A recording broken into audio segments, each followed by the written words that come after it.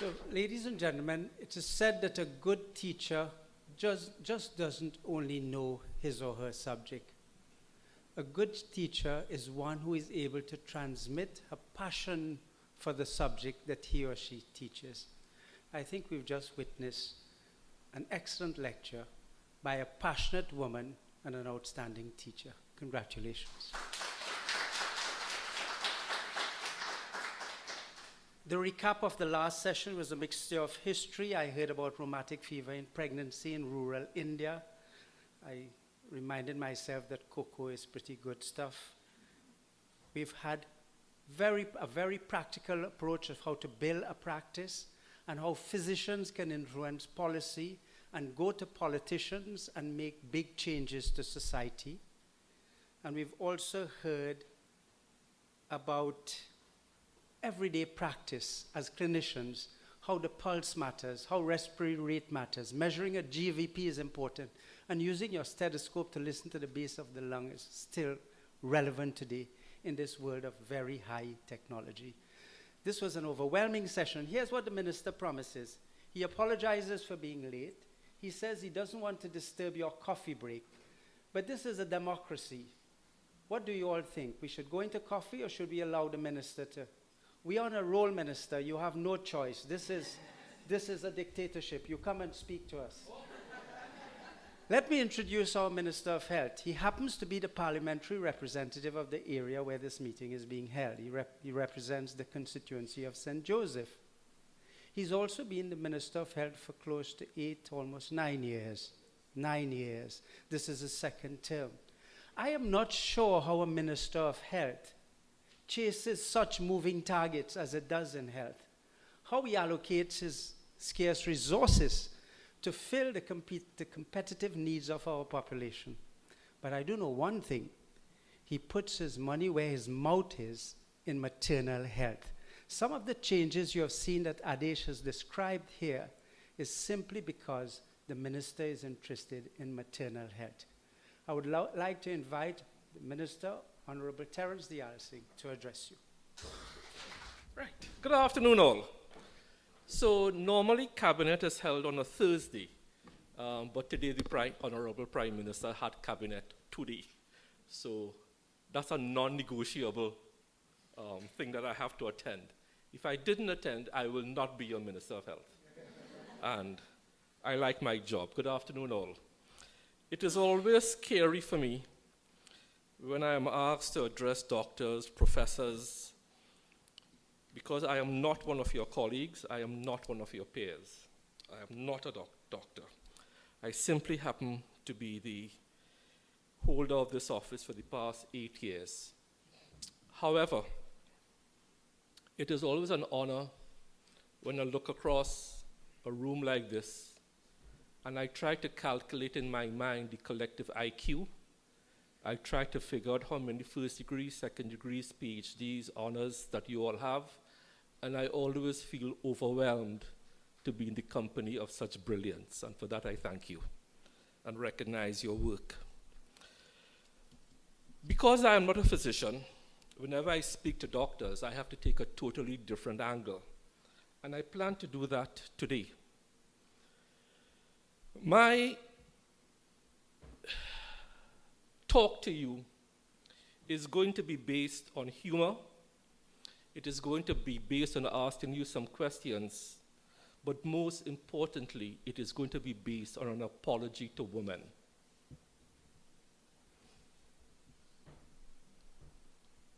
Sally, is that you? Hello. An apology to women and how women, especially women in childbirth, have been treated over the centuries. I start off by giving you a brief history of maternal and child health from the 1520s. The professor who spoke before me says that not all PEs are asthma. There's a saying that goes, give somebody a hammer and everything looks like a nail. Pythagoras, you know that man? He was a mathematician. And I quote, Pythagoras argued that hereditary, too, was a triangular harmony. The mother and the father were two independent sides, and the child was the third, the biological hypotenuse to the parents' two lines. And just as a triangle's third side could arithmetically be derived from the other two sides using a strict mathematical formula, so was a child derived from the parents' individual contributions, nature from the father and nurture from the mother.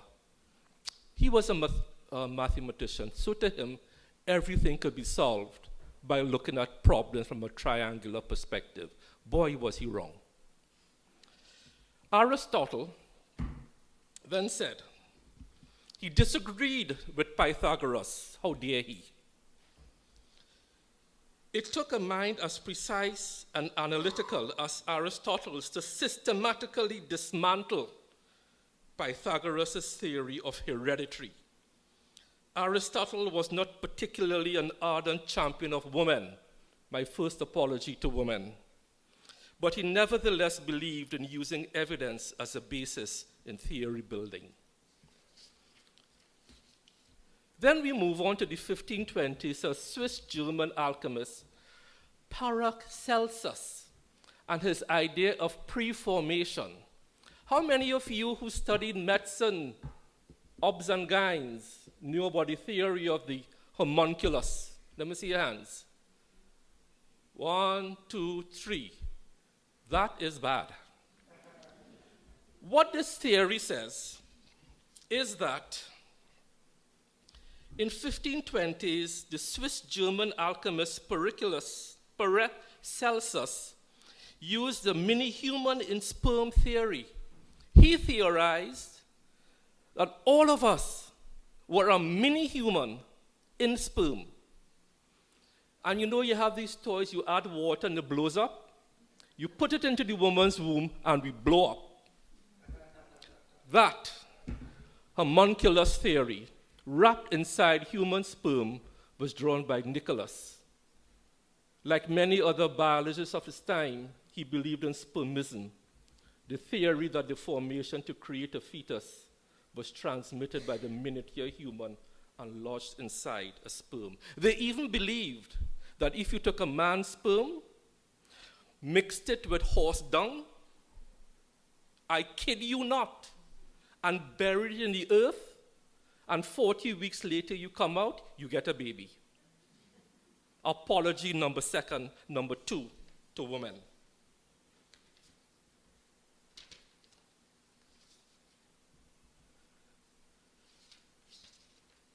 Every woman who is giving birth should light a candle to Dr. Ignaz Semmelweis. Have you ever heard that name in the medical studies? How many of you have heard it? My God, we're in a bad way. He had the audacity, the absolute audacity, to postulate in the 1850s that women were dying because of germs being transmitted. When a doctor goes to treat one woman, didn't wash his hands, go and treat another woman. That was the theory back then. How dare he suggest that? How dare he tell his colleagues at that time that they were the cause of women dying? The audacity of the man. Because he was noticing an incidence of childhood fever, and he was the one who introduced antisepsis to medical practice. This was the scourge of medical hospitals in Europe. The mortality rates then were 25 to 30% at minimum. This, my friends, is your penicillin moment in medicine, in obstetrics. This is your penicillin moment that changed things for the better. But you know, he was committed to an asylum and literally beaten to death by his guards. His wife left him because he had the audacity to tell his fellow doctors that you doctors were the cause of women dying in childbirth because you were not washing your hands. 3 words: wash your hands. Out of this came the whole germ theory, which a Scottish biochemist called Lawrence, when he was looking for a name to talk about germ theory, he borrowed from the work of Semmelweis and his successor, Joseph Lister. And for all of us who gargle with Listerine, that's where the name comes from. I kid you not. This is medical science. 19th century, Trinidad and Tobago. In 1814, in Spanish Trinidad, the practice of medicine was strictly regulated. The proto-medicus, or the medical board, shall not give licenses in the Indies, meaning here, to any physician, that's you, surgeon, that's you, apothecary, that might be me, barber, or veterinary practitioner. So barbers and vets in those days could be registered under the medical board as doctors. Apology number 3 to women. Surgery in Trinidad and Tobago. Dr. Deyalsingh gave me this book.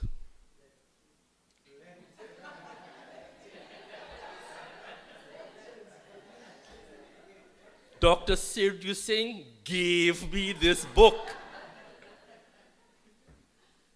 I might give it back to you, but you gave it to me. No, he lent it to me. You know, go to bullet point number 3. No longer was gynecology the domain of the general surgeon. In Port of Spain Hospital, separate beds were to be provided for gynecology. At first upstairs with the present medical directors. I don't know if Shireen is young enough to remember these days. Shireen, you're not that young. This is 1814. You weren't born yet, right? The point is, women's and women's health were generally not taken seriously in any part of the world. Obstetrics, a branch of medical science dealing with childbirth. Now, there's a good thing here to look at. The word obstetrics, Latin ob, against, or in front of, and stare, to stand. Indicative of the accoucher. Anybody knows what that word means? Who knows? Sally, let me hear you. Let me hear French. Accoucher. What does it mean? Huh? Sort of. So in French, la coucher means what? A bed. There's a famous song by Lady Marmalade. Voulez-vous coucher avec moi ce soir? I told you there was going to be some humor. I have to make up for my lack of medical knowledge with humor. This means to go to the child. And that is what we did in those days. Right? And you would extrude the child, and sometimes you will catch the child back in the 1800s. Doctor was speaking earlier about the ABC. A's, you stay home, B's, but C's, you come to a place of specialist care. In the 19th century, Trinidad women in labor seldom came to the hospital in Port of Spain, except in the last extremity. They were delivered at home. Whether the midwives were licensed or whether they went to a barber who got his medical license from the then medical board, or the vet who got his license from the medical board. Indeed, Trinidad, from the point of view of obstetrics, was a backwater. Though interestingly, midwives were licensed here before they were in England. Interesting, eh? Any midwives in the audience?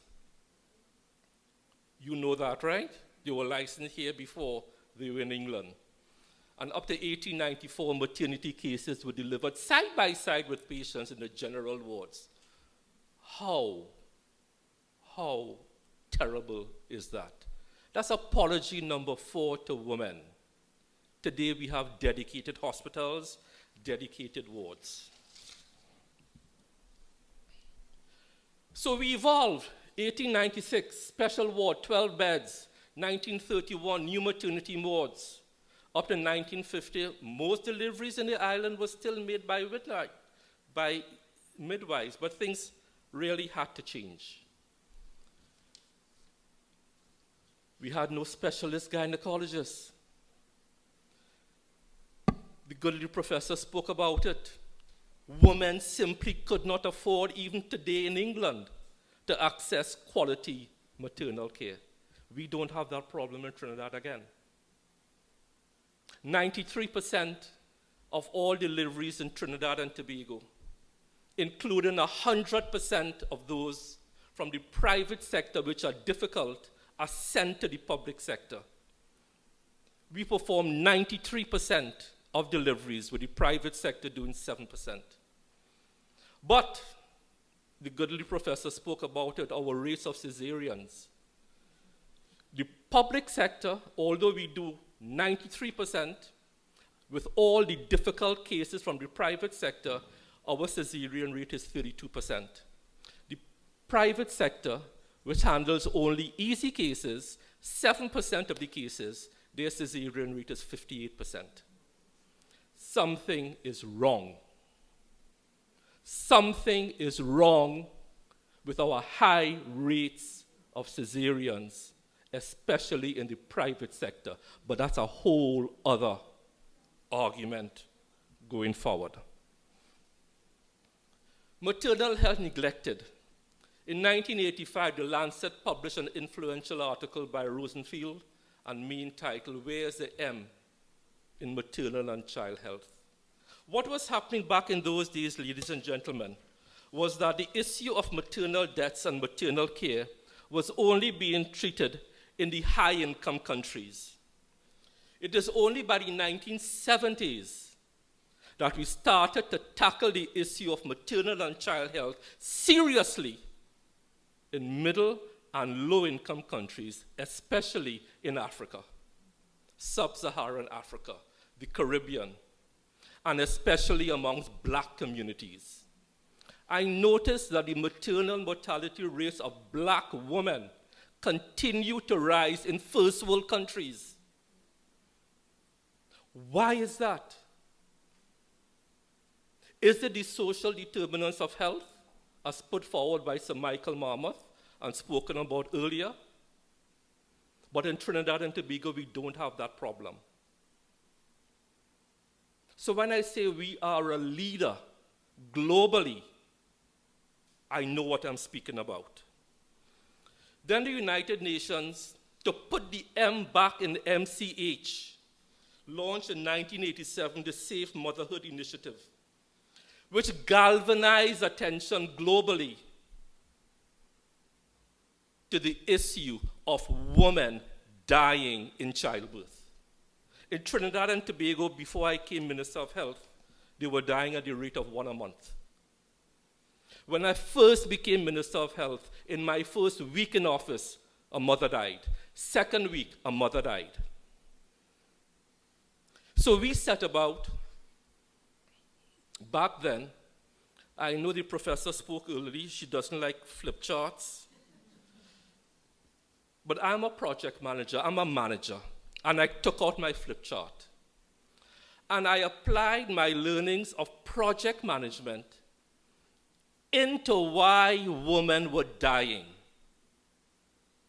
A project has a defined start, a defined end. And if it's a building, it must come in certain quality standards and on budget and on time. So I did a flip chart and I drew a line. Month 1, month 2, 3, 4, 5, 6, 7, 8, 9. I looked up the definition of a maternal death. And it is any death that occurs up to 42 days after delivery from a direct cause. I started to examine, because I had no one to advise me. Adesh wasn't in that office as yet. And I started to plot on that graph all the reasons why women were dying and when they were dying. They were dying basically back then in the last month or immediately after giving birth. That's what I did as a non-physician, as a project manager, on a flip chart, with a marker and a ruler. And I started to gather the data. Why were our women dying at the rate of 1 a month? And what could I, as a new Minister of Health, do to reverse that tragic trend? It turned out the main causes were preeclampsia and hemorrhage. When were they occurring? In the last month, month 8 to month 9, and a few days after giving birth. So what do I do as a manager? I don't have the technical expertise to address those issues. I called in PAHO. They brought in Dr. Gomez from the CLAP program in, where was it? Uruguay. And I gave him a brief. I said, these are the 2 main causes of death, because I'm a firm believer in statistics, in project management, and the Pareto principle. The Pareto principle tells you that a vast percentage of your outcomes are generated by a small percentage of problems. So if women, 90% were dying because of 2 issues, hemorrhage, preeclampsia, let us treat with that. And we started to train our doctors, train our midwives. And our maternal mortality rate started to sink and plummet by March, April, May 2016. We started to hit our MDG goals, which were missed. We started to hit our SDG goals years before schedule, which were missed. It can be done.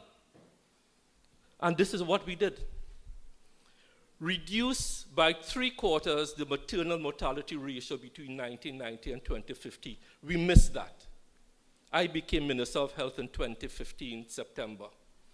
SDG goal number 3, target 3.1. By 2030, reduce the global maternal mortality ratio to less than 70 per 100 live births. We have met it, we have surpassed it.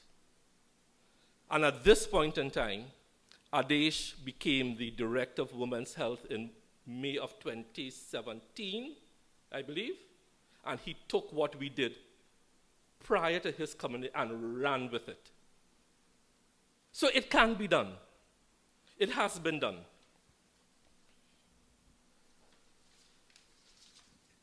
In Trinidad and Tobago, the maternal mortality rate declined rapidly from a high of 49.3 per 100,000 live births in 2015, when I came into office, to 18.1 in 2018, literally slashed, and then to 15.2 in 2022.